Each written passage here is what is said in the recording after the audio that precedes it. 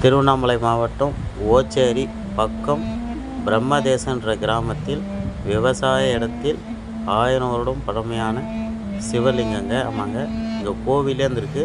கோவில் இல்லாத இப்போதைக்கு ஷீட் போட்டு அழகாக வச்சுருக்காங்க. இன்றைக்கி பிரதோஷம் பண்ணியிருக்காங்க. சிவாய நம்ம இன்றைக்கி ராஜ அலங்காரம் தாங்க பார்க்க போகிறோம். இந்த வீடியோ பிடிச்சிருந்தா எல்லாருக்கும் ஷேர் பண்ணி விடுங்க. சிவாய நம்ம.